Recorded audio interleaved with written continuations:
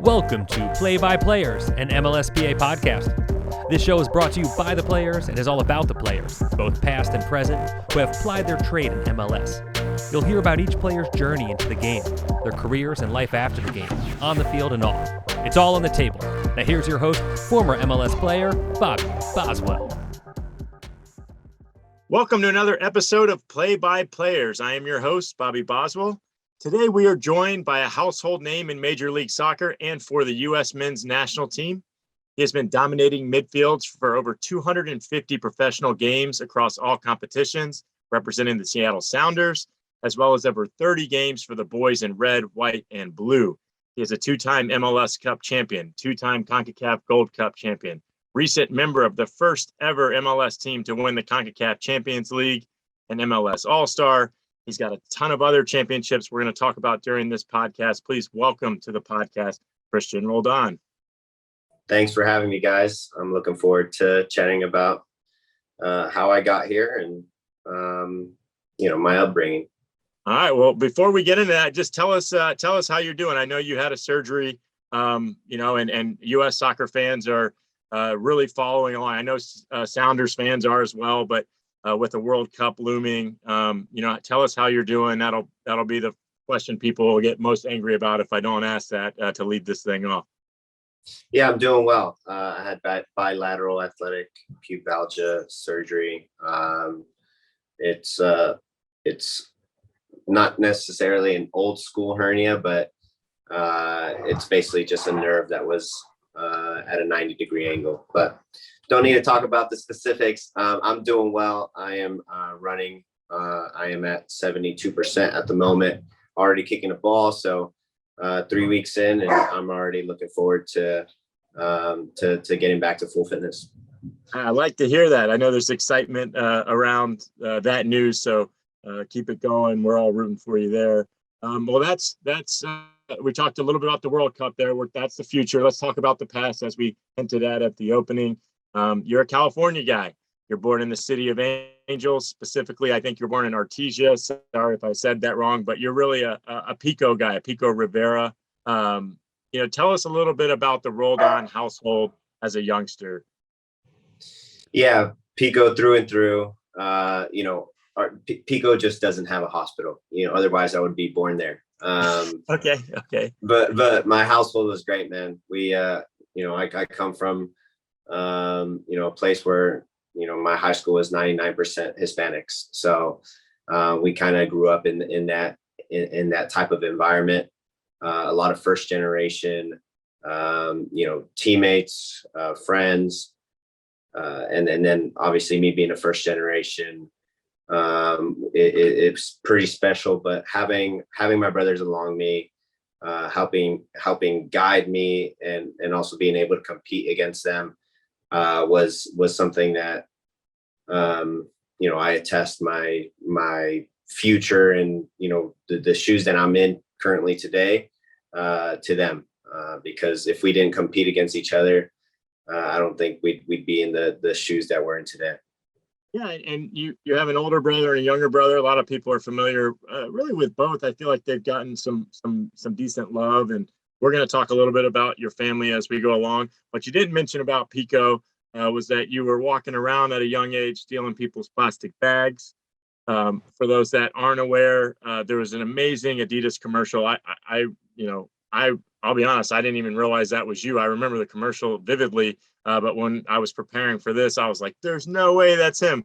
Can you tell people just kind of how that role came about? I think you were 9 years old or a pretty young guy in that commercial, but, creating a soccer ball out of bags and showing that you had the skills, whether it's a soccer ball or a homemade ball. Yeah, I was about 9 years old. Producers, production company came over to our tournament, and they were like, hey, we're bringing a camera crew out here. It's basically a tryout for a commercial. If you guys would like to try out for this commercial, come on over. There were about 110 kids, and I swear I was so tired. I did not want to go. And I told my dad, and I was crying, and I said, no, I'm not going to get it. It's going to be worthless. We're going to waste our time over there. And my dad dragged me out there, man.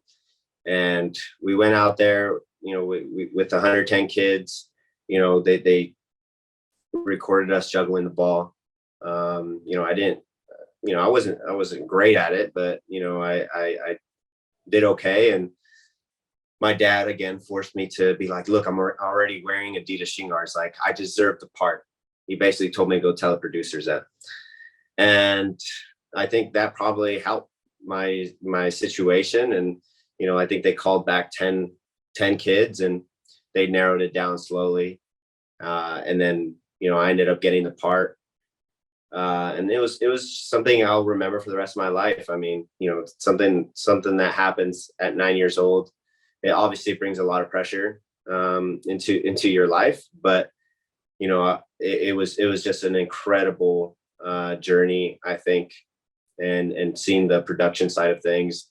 It took 12 hours to film a 1 minute commercial, and I was exhausted after that day. And I remember,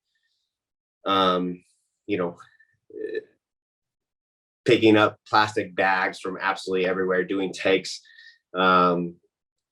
constantly, like doing one little like 5-second clip, doing it 12 times. And I mean, it was just rinse and repeat. And, as I reflect, I think it kind of,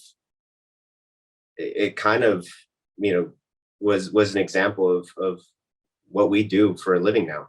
And that's rinse and repeat, how we train and how we eat and take care of our body. So it was an unbelievable experience for sure. Yeah, and we'll put a link into the post on that so viewers can see a young Cristian doing his thing. You talked about your dad there. It sounds like he was used to having to help push you along. I know, and some of the stories I've read, and in your recent post, you talked about your father and your grandfather bribing you to try to score more goals.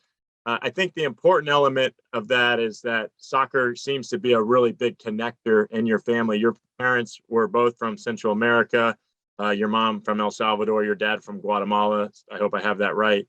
And that's very important later in the pod, but it seems like soccer, like I said, it's a connector. It's an important thing in your family. Did you feel that pressure early on to, play the game and to carry on the legacy that your family, I know that there were other players in your family back in Central America.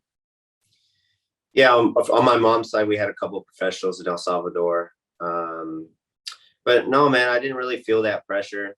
I was just a little kid just trying to, stay motivated and enjoy the sport as long as I could. I think having, Central American blood has definitely helped me and opened my eyes, both on the field and off the field, having that hard work mentality, seeing my parents come here with nothing and, creating a beautiful life and a beautiful family for us, certainly helped my case. And then, going over there and enjoying those experiences, those vacations, playing on dirt fields over there. Those are the experiences that I'll never forget, and enjoy. And to this day, I love going back there, and it's part of the reason, why I'm here, and it's a great part of my story. Yeah, and you talk about family and your roots. I also know, with Pico, you've always kind of kept that as an important part of you. We're going to dive into that a little more. But you did something really cool recently. Your story is, a lot of it's on the field, but a lot of what I love about it is off the field. Can you talk about what the initiative was that you did? I think it was earlier this year in April, where you gave back to the community. Yeah. Along with US Soccer, we created a mini pitch in one of our local parks at Pico Rivera. It basically gives a safe place to play for these kids. It has lights. It's basically like a futsal court. It's really cool. And I was just there about a month ago, and it was even greater in person. It was seeing all the kids playing. I didn't have that type of space when I was younger and inspired to become a professional athlete. And so now, having a place like that where kids can go out there and get better each and every day, have fun, and it be safe, with lights and at a great park. It's something that I think our family has always dreamed of giving back to the community. And now that we're in the position that we are in today, we were able to do so. And it was a collaborative team effort, from the city and our family, but just happy that it finally got done. It was in the works for like 5-6 years, and it's really, really fun, and hopefully we can see a couple more Roldans out there. There you go. Well, I know you talked about not having that type of facility. What you did have was Union Independiente, which was your club team. A lot of people have heard I've voiced my opinion on guys. Well, I'm getting ahead of it. I'm talking about high school soccer, but you decided to not go the DA Academy route, the developmental academy. I know that I believe Chivas was still in existence then with their academy, Chivas USA. And then you obviously have the Galaxy Academy. Why did you decide to stay with Union Independiente if you were getting those calls to maybe join those other clubs? Yeah, it was a combination of a lot of things, really. If you played for an academy, you couldn't play high school soccer, and that was part of the reasoning that I was pretty loyal to my high school and my club team, because I had a lot of good friends there, and I felt like we had really good teams. But when it comes down to resources, a lot of the kids that were in that club team, didn't come from a good household and a financially good place. And so we wouldn't go to huge tournaments, and we were a really good team. And it's really unfortunate that sometimes in life you need a little bit of money to get somewhere. But I was loyal to those guys, and in the end, it worked out. In hindsight, it was great, but it could have gone south for sure. But I wouldn't change that story because I wouldn't change anything about my youth, because everything landed the way it should have or could have. And the memories that I gained from those experiences is something that I think I still carry to this day. Yeah, and you guys were good.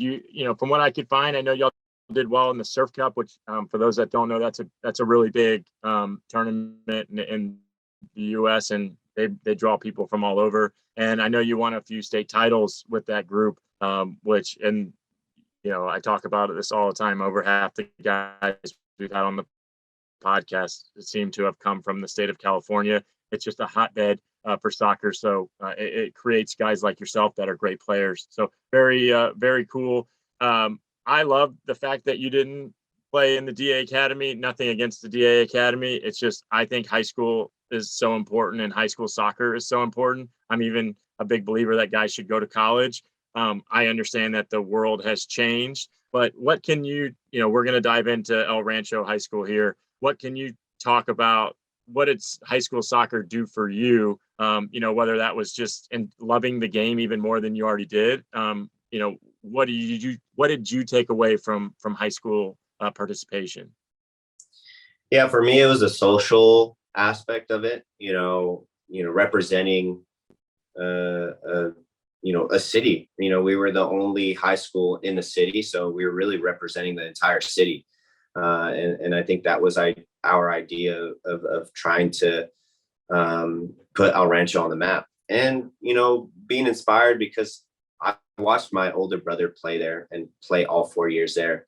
And I saw, the heartbreak of them, getting to the semifinals and me being like a seventh grader. And as soon as school ended, I was looking forward to watching my older brother play. And that inspired me, man. Seeing my older brother, almost get there, right, and then me being motivated enough to say, all right, I want to win the first trophy since 2002.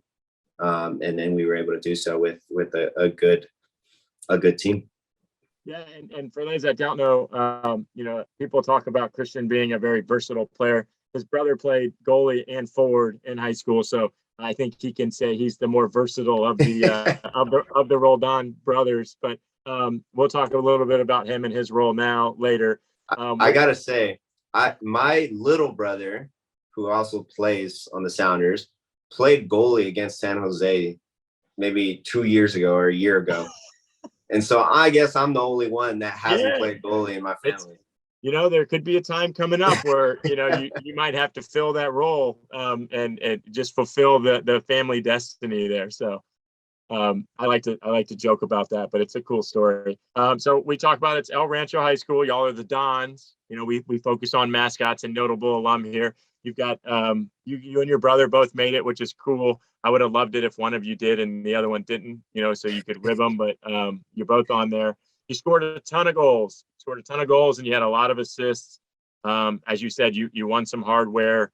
You were the 2013 Gatorade National Player of the Year. There were a couple other Soccer Times Player of the Year, things along those lines. But for those that don't know, that's the top high school player in the country. So that's a very prestigious award.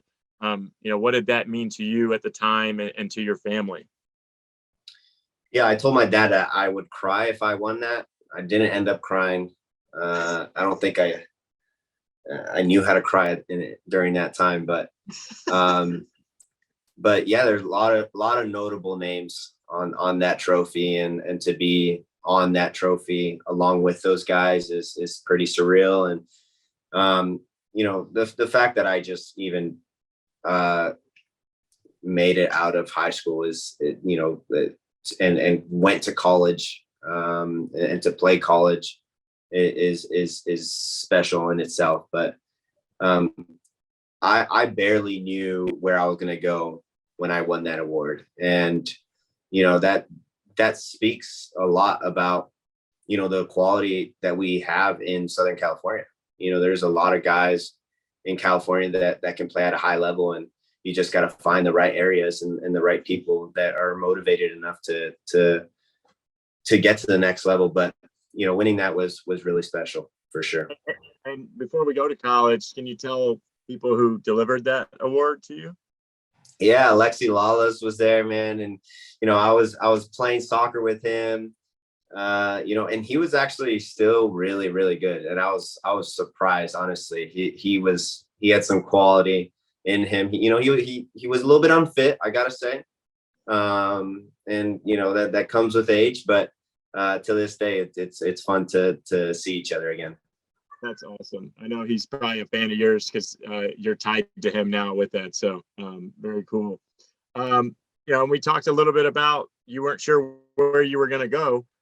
You would just assume a guy that scores 50 goals and has 30 assists, and he's winning championships in high school. He's winning championships in club soccer, that you would have been pretty heavily recruited. But it's my understanding that wasn't necessarily the case for you.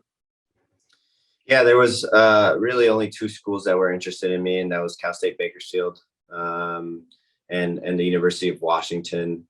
I actually had committed to Cal State Bakersfield because they were the only school at the time that was interested in me. And, I went to Surf Cup, and I felt like I did really well. And the last game of the group stage, when all the coaches were leaving, I had a really good 10 minutes, and Jamie Clark, the coach of the University of Washington, just happened to be passing by, and he was done with recruiting and went up to the coach that we were playing against and was like, "Hey, how's it going?" They're really good friends. They're like, "Hey, how's it going? What's the game looking like? How you guys doing?" And he was just like, "This number 11 is killing us." And so he watched the rest of the game, and it was 10 minutes. And I think I go on this crazy run, get a PK, and I score the PK. And then Jamie Clark, the head coach of the University of Washington, goes over to my mom, not knowing that she's my mom, and he asked, can I get a roster? And my mom's like, no, we don't have a roster, but can you just watch number 11, number 2. Number 2 was Alex, my brother. And Jamie then says, like, hey, you should expect a call from us within the next day or two. And so that's really the only reason why, I came to the University of Washington and then ended up, getting drafted by Seattle. So those 10 minutes of my life really changed everything. It's a good testament, right? You never know who's watching at any moment. You can't take I always say you can't take a play off at any level because you just never know. But you mentioned Jamie Clark. I think he's Bobby Clark's son. Jamie played for the San Jose Clash, I think, for those old school fans. But that's a throwback. Let's talk about college. You come in. I love that you were like, I'm coming in as a freshman and I'm going to be number 10. Like you wore the 10 jersey, you owned it. You end up being the Soccer America Freshman of the Year. At this point, I would say it's getting a little obnoxious as to how much you're winning. But regardless, talk to me about, what's your mindset, 1 year into college, just again, you're balling out and testament to you. A lot of guys don't even get an opportunity to play early on in their career. So not only did you play, you played well. What are you thinking at this point? Yeah, freshman year's over. I had a good freshman year. Won Pac-12 Freshman of the Year over Jordan Morris. So that's something that I hold dear to my heart. Quick to point that out. I wasn't going to say anything, but any interview I will say it so that Jordan hears this. It's the only thing I have over him. But no, in all seriousness, after freshman year, I actually did get a contract offer from MLS and Generation Adidas. Decided to go back to school. I wasn't ready for it. And then I decided to come back for my sophomore year, hoping that I have a stronger year. And, to be fair, I didn't, and I felt like that was a lot of pressure on me, kind of getting that contract offer and then, not feeling like I was, peaking and getting better, which, I just felt like the stats weren't there my sophomore year. But in the end, after that year, I felt like I was a better player. And then I decided to take the next offer that MLS gave. Hold on. Before we get into MLS, we got other stuff to talk about. Your coach tells a really cool story about, well, first of all, y'all won a Pac-12 title while you were there. That's important. Another, when I say obnoxious winning, that's one of the things I'm talking about. There was a really cool story about the NCAA tournament and penalty kicks. Really, it was that I think you went second, or you didn't go first in the first round, and I think you missed the penalty. Would you say that was, like, at the time, the most nervous you've ever been taking a penalty, or were you pretty confident at that point, like you were going to make it? No, I was pretty nervous. Yeah, it was a moment where I was like, everybody's behind the goal. In college, it's a big moment, right? NCAA tourney. I hit it wide, and I think, to be honest, we missed the first 3 PKs. And Spencer Ritchie, our goalie who actually played here in Seattle, ends up, blocking like the last 3. And I think we go through to sudden death PKs. I think it went like 9 rounds. Yeah. At 2-2, and then we end up going to like 9 rounds, like you said. Spencer Ritchie takes the PK as well, and actually, I think we go all the way around, and we went back to like our first kicker, if I'm not mistaken. But anyway, we end up winning that game, and then we go to PKs the next round. And I'm like, oh my God, I just missed my PK. I shot left, and I make a decision to change. As I'm running up to the ball, I'm like, I missed left. I'm going to shoot right. As I'm running up, and, I didn't hit a great PK, but it went in. Well, your coach said that you actually asked to go first. Is that? I asked to go first the next one. Yeah. Yeah. And I thought that was really cool. It reminded me of like, for these old school people, like there's a movie called The Replacements with Shane Falco, and the coach in the movie, I think, is Gene Hackman, and he says, "Winners want the ball." So I like saw that story, and I was like, "Winners want the ball. Christian's a winner. He wants the ball, and he wants to go first." And maybe it sounds like you're making it sound like you just wanted to get it out of the way. But in a way, I wanted to get it out of the way, but I felt like I would feel less pressure if I went first, because I just told myself, like, look, you go up there and you score, and if you score this, you're gonna set your team up, basically, because it really, every PK kind of helps the other PK shooter. So in that sense, I was like, for sure, if I can put this in the back of the net, I'm gonna help the team. So a little bit of both, taking the pressure off me a little bit, as well as trying to help the team by starting it in the right way. Okay.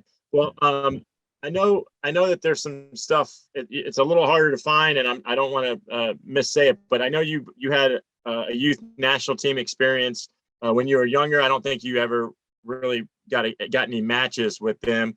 And then I know Tab, I believe, brought you in to the 20s at some point, and this might be beyond where we're at now. But what were your early memories of U.S. men's national team stuff, or U.S. youth national team? Because it's pretty important, considering you're going to find yourself with offers to represent Guatemala and El Salvador at some point. You did have some experience early on with the U.S. youth, right? Yeah, I had a camp in college. It was a lot of the college players, a couple of the professionals that were already professional at that point. And at this time, there weren't like a ton like we see today. And so that was my first experience. But, looking up to a lot of those guys and seeing a lot of those guys and playing against them was playing against them now is pretty cool. But it was a great experience for me. I learned a lot. I felt like the speed of play was a little bit faster. Guys were more athletic. So I think that was something that I took away from the game for sure when I went. And did it put the idea in your head that you were, I'm gonna get an opportunity at some point to play for the full team? Not really, to be honest. Okay. I still felt like that was really far away, and I felt like a lot of things had to go right for me to, find myself in a national team camp. I mean, when you leave, the youth level, and you see the broader and how much bigger the scale is when people become pros, is pretty crazy, and players get lost, with just not playing, and that was something that I was worried about, and to be honest, at this point, I think it was after my freshman year, I didn't even think if I was going to, I thought I was going to get maybe drafted or play professionally, but I didn't think I was even going to, see the field. Okay. Well, let's talk about, when you're in Washington, you a lot of people don't know this, but Seattle does a great job of bringing in local guys in, and you talked about Spencer Ritchie. There's a lot of guys that on those 2 years at the Washington roster that I recognize their names, because a lot of them either got some run with Seattle or some other team.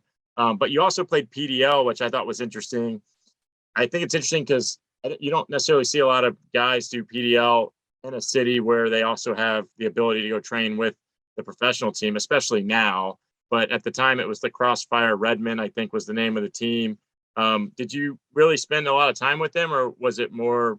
At what point did you start training with Seattle?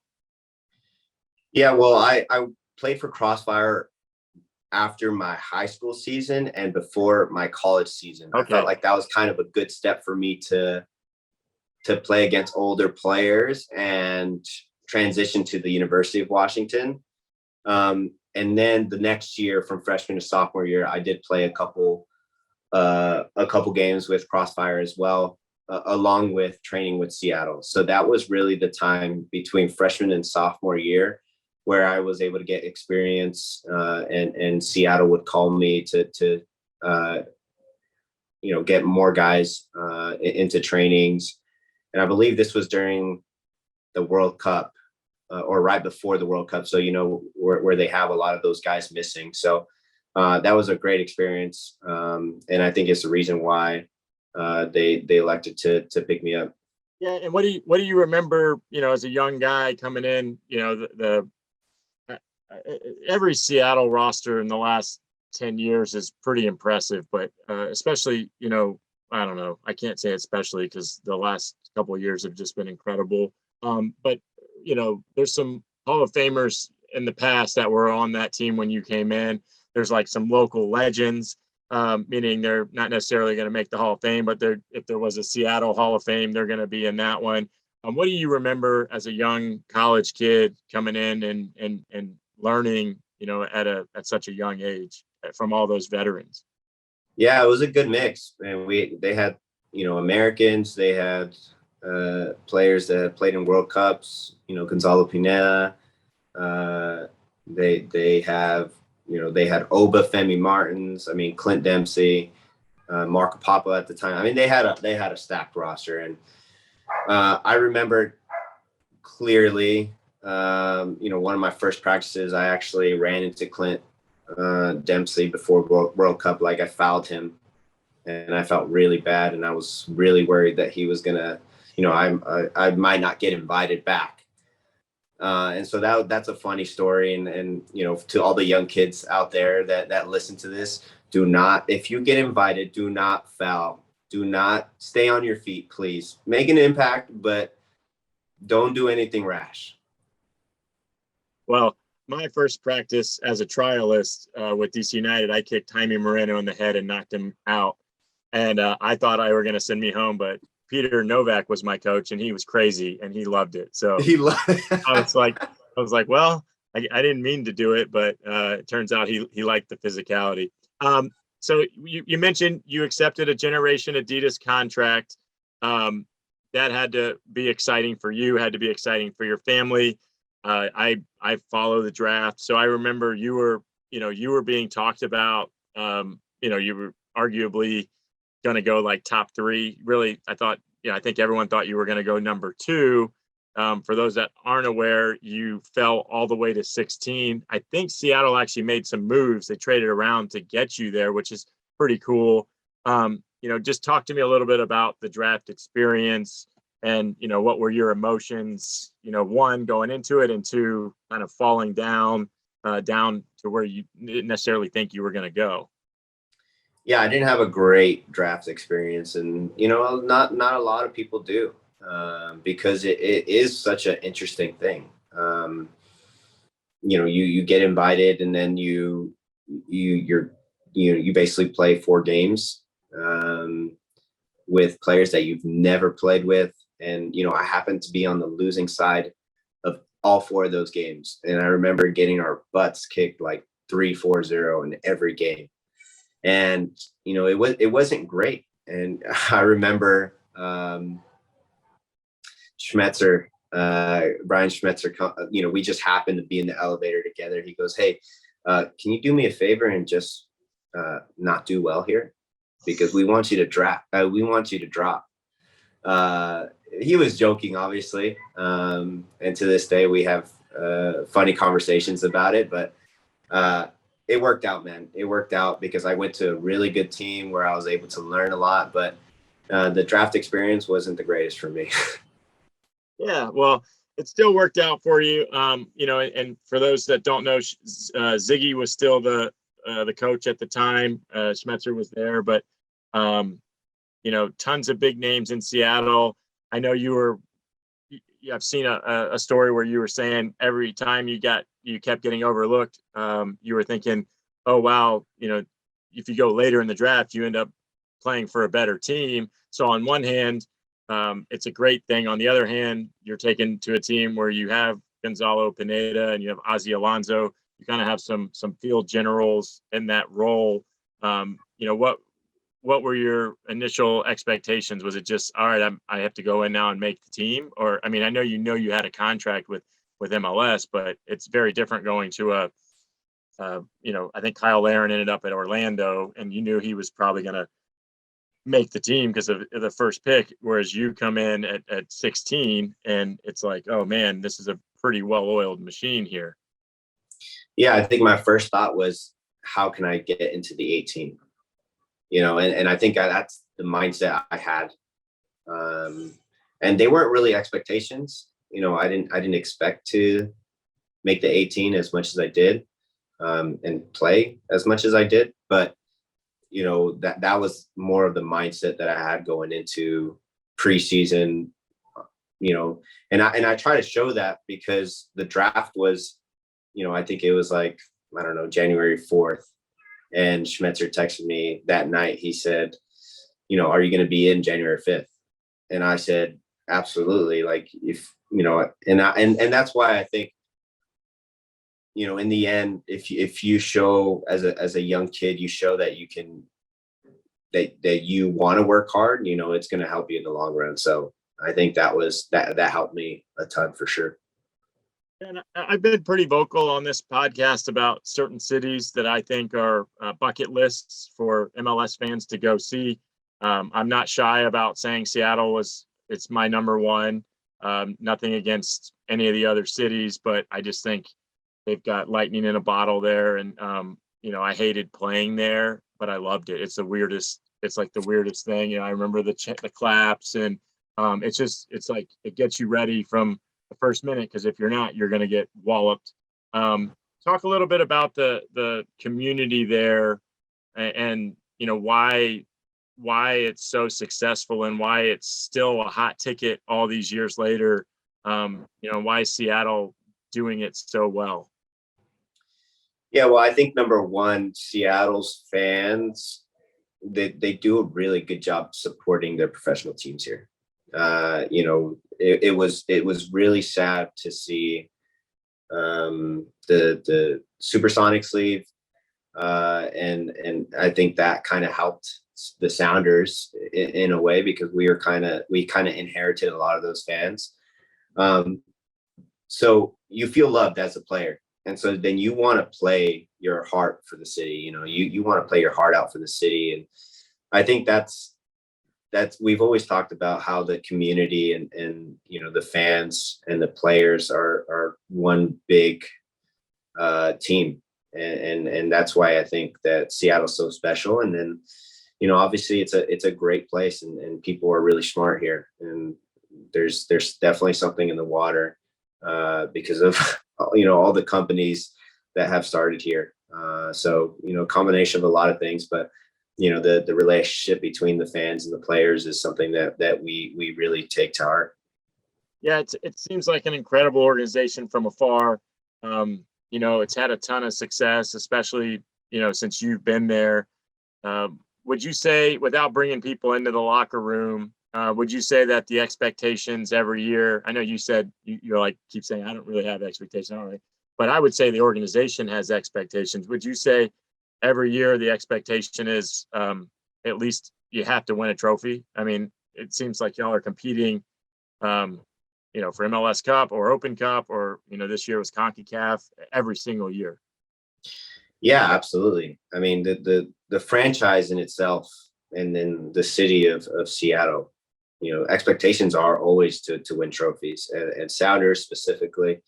We have that mindset, that goal that we want to win a trophy every year, and why can't we? And so, our roster is built in that way, and we have a lot of guys that are veterans that have done it before. We have a really good core that we've had for a long time, and I think that's the beauty of our team. We will lose guys, but we'll have the backbone of the team, and we'll try to fill those voids in other ways. So competing for a championship is the goal every year, 100%. Yeah, and depth at every position is a staple when I think of the teams. Credit to the staff and Garth and those people, but there's been a ton of stuff, right? There's a ton of stuff on you and Jordan. I would say there's a lot of stuff on you and your fellow midfield partners, but I'm a center back, and I think you're aware. I don't think other people are as aware of the talent that you guys have had at center back. And the fact that you're able to lose a guy like Chad Marshall, legend, should be a Hall of Famer. One of my favorite guys was Roman Torres. Like, how did he fit into soccer socks? And he's just a huge human being, but seemed like such a lovable guy. And, I could go through 4 or 5 different guys. I think now Yamar and just the guys that you guys are able to get. It's pretty incredible to watch as a center back, because it's like these guys would be the best defender on any team they played on, and they just keep ending up on Seattle. I have to imagine in your position, you've got to love having some of those beasts behind you throughout your career.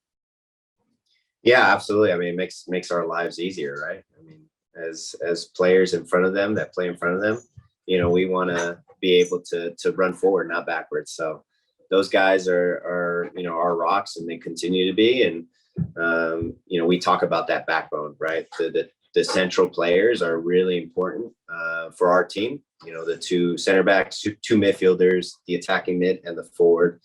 And we feel like those spots need to be filled, and we want guys that are going to be here for a while, because it's hard to create chemistry in a league of parity. Yeah, well, I think it's awesome. I always have to remind people, a guy like yourself, I think you're like wise beyond your years. It's hard to, people forget you're 27. Before we go into the U.S. men's national team, I look at you now as what can you control, right? You can't control if you get called in. You can't control certain things, but for the parts you can control, how would you feel your progression has come? I know you kind of implied earlier you didn't think you were necessarily going to play, but now I'd argue you're a household name in U.S. soccer, you're a household name in MLS. How do you feel you've progressed to where you are, and where do you see yourself going forward?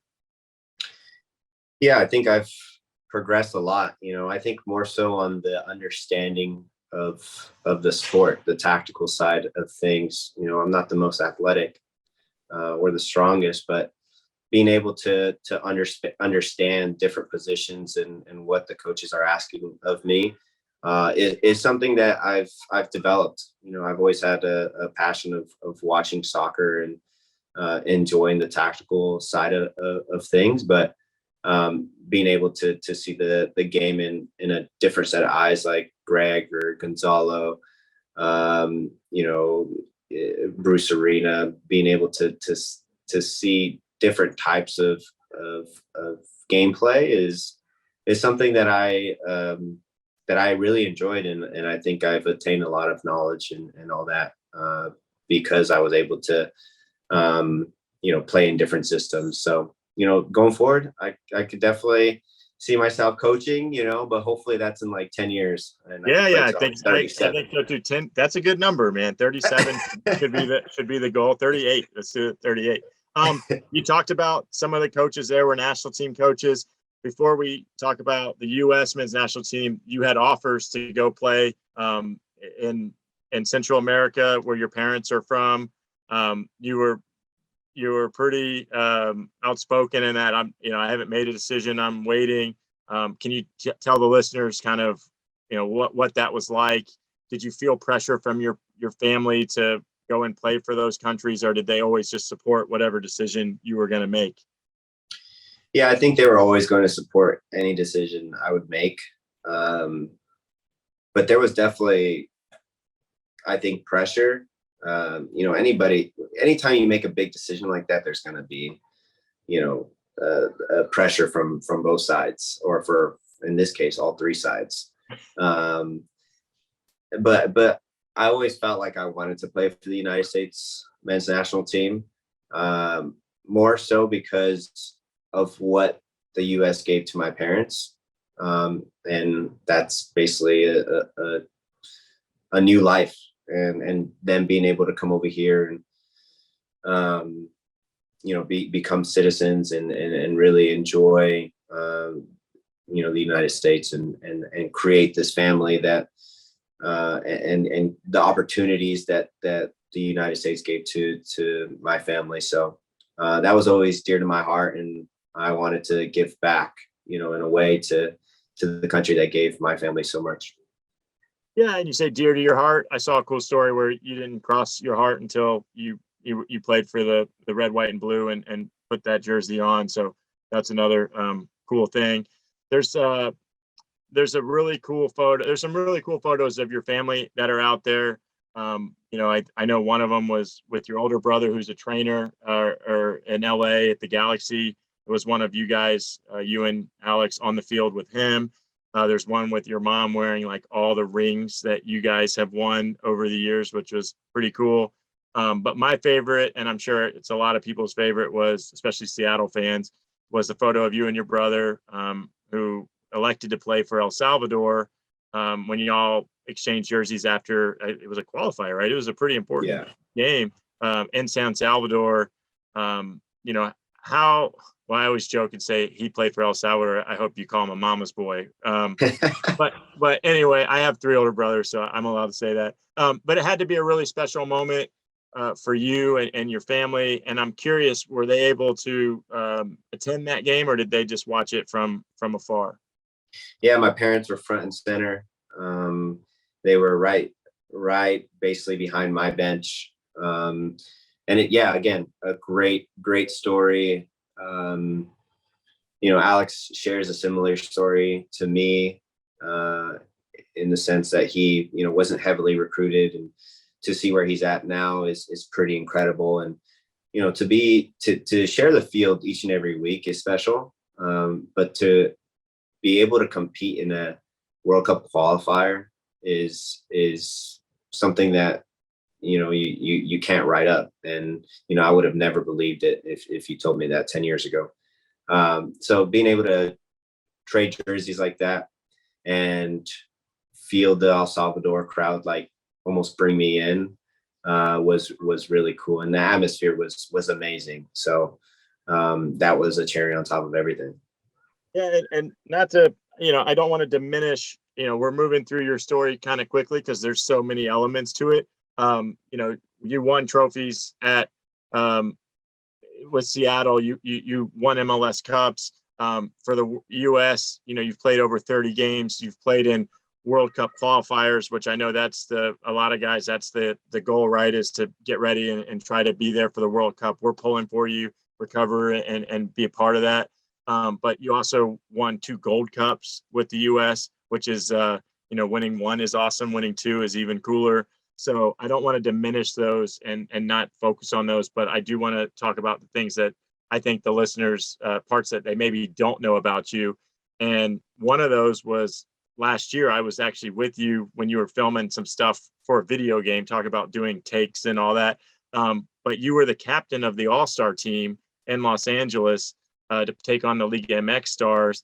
That had to be pretty surreal for you, not only because it was in LA and it's an All-Star game, but you're the captain of a team that has all the best players from both leagues participating in it, and it's in your hometown, which had to be even cooler. I mean, what was that experience like for you?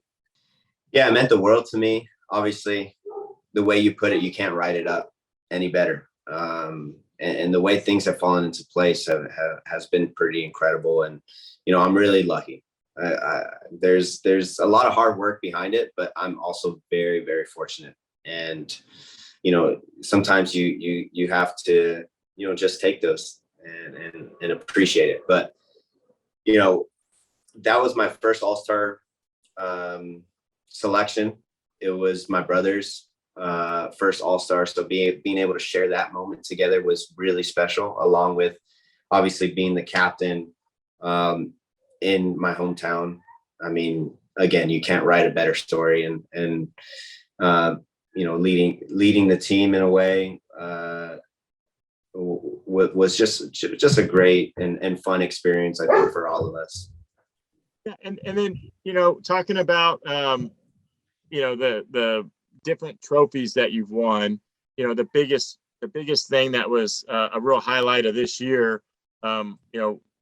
We can look at where y'all are at now, and obviously making a run at this thing, to make it into the playoffs. But having that trophy at the beginning of the year, it's something that no one else has won.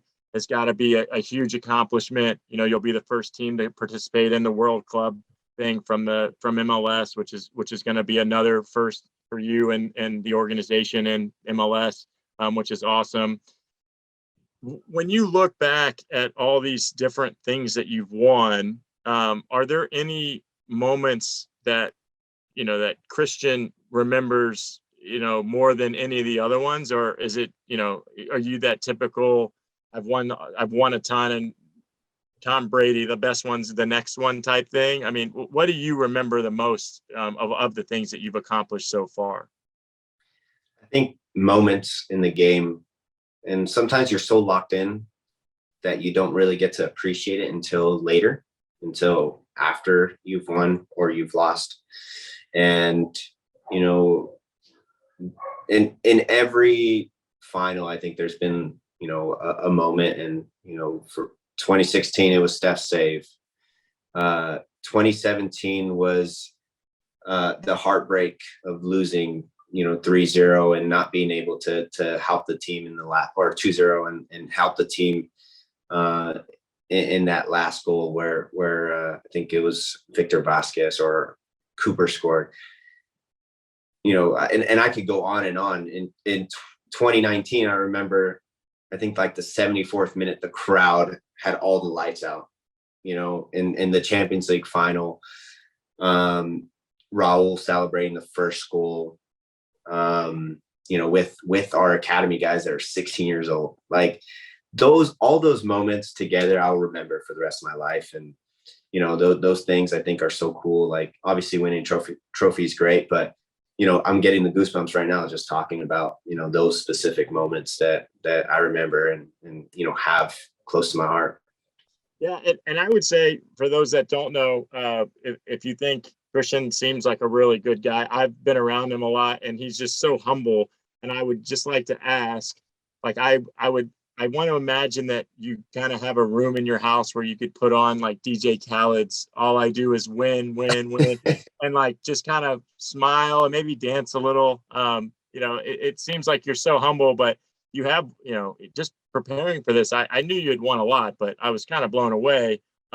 It's got to be pretty cool to have all that. And I know you're going to attribute a lot of that to your teammates, and you have had some incredible teammates over your, you know, I'm assuming from high school and club and all that, but you also have to feel a little bit like your hard work and your talent has really been a contributing factor to a lot of that. Yeah, absolutely. And we talked about the tactical side, right? I think that has made me a lot better. You know, just understanding the position a lot more. You know, and then, you know, the rinse and repeat that we talked about earlier, you know, the practicing the body position and being able to turn, and, you know, all the technical side. For sure, I've gotten a lot better over the years, but I've gotten a lot smarter too. I've understand the game well, and you know, recognizing you know, moments in the game, like in the championship, in the Champions League, you know, in Puma's 93rd minute, you know, I'm gonna get the throw in from Alex, and I'm hoping that, you know, I'm about to cross the ball, and you know, the defender hits me, and I'm gonna stay down in the box so they can't kick a goal kick, and I want the ref to at least just look at it. You know, those are the little things I think that I've inherited. Just made me a little bit of a more well-rounded player. That's awesome. Thanks for walking us through that. We're going to move to off the field here and then wrap it up. You know, for those that don't follow Cristian, he's on all social media stuff. He's on Twitter, Instagram. You can follow him there. See his dog, some photos of his dog. See him golfing. See some of the cool things that he's involved with. And you are involved with a lot of very cool things. You have a ton of endorsements. I know you threw out a first pitch this year, which is pretty cool. I always wanted to do that, never got an opportunity. You've been featured in video games and promotional videos, and you've got, you know, like I said, different deals with different things. But the stuff that I want to talk about is some of the initiatives that you support. You've been a very vocal supporter of the women's game and women's teams. I know you've done stuff with different types of diseases, children's cancer, and other various causes like the We Are All Sounder, supporting social justice, along with working with like the economic allyship type programs. As a guy that we talked about how important that community is, but you've shown that you're philanthropic with your time and your resources, back in LA and in Seattle. Why do you feel that that's important for you to give back? Because you seem to really have embraced that role. Yeah, I think being a well-rounded human being is just as important as being a soccer player. And we don't realize how much of an impact we can actually make until you get out there. And, little things like going to a camp and saying hi to a kid can really change the way they look at the sport, the way they want to pursue being a professional soccer player or another field, just have a good mentality. So I think, I think this was probably one of my favorite moments was, connecting with a kid named Bar who actually passed away my rookie season. And, he was my age, he was 19 and he was at Seattle Children's, dealing with cancer. And it kind of made me reflect and made me think, man, I'm in a really good position in life. And, I think, off the field, we can be doing so much more as athletes to help, one another. And we talk about the community and fans. We don't know what position fans are in, but they support you. So do as much as you can to help these guys out, because they're paying money to come support you, man. Yeah, I love that. Is there anything that you want to shine some light on now that as we wind this thing down? Yeah, I mean, we talked about the mini pitch and providing a safe place to play. I think it's also important, and I touched about this. My parents weren't in the best financial situation, and pay to play is still a big topic. It's tough to get players that aren't in the best circumstances, the resources that they need. So there's a lot of things that we can talk about and do. And I think this is something that we can open our eyes about and try to push the narrative. I agree with that. Well, look, I appreciate your time today. You're living I'd call it the dream life, right? Where you're getting to do cool things, but you're also you're winning championships and you're competing at the highest level at 27. I would argue you have such a great career already to be proud of. I'm really excited to see what comes out of it. I wish you good luck in your recovery. Me, like a lot of other fans of MLS and fans of U.S. men's national team are hoping you're available and able to join the squad and represent our country later this year. But most of all, I just want to say thanks for spending some time today and telling your story to the podcast listeners and sharing your journey in the game of soccer. So Cristian Roldan, everybody. Thanks, Bobby, man, and thank you for letting me tell my story, because people don't really understand the person side of a player, so I appreciate it. All right, man. Thank you. Thank you for listening to Play by Players.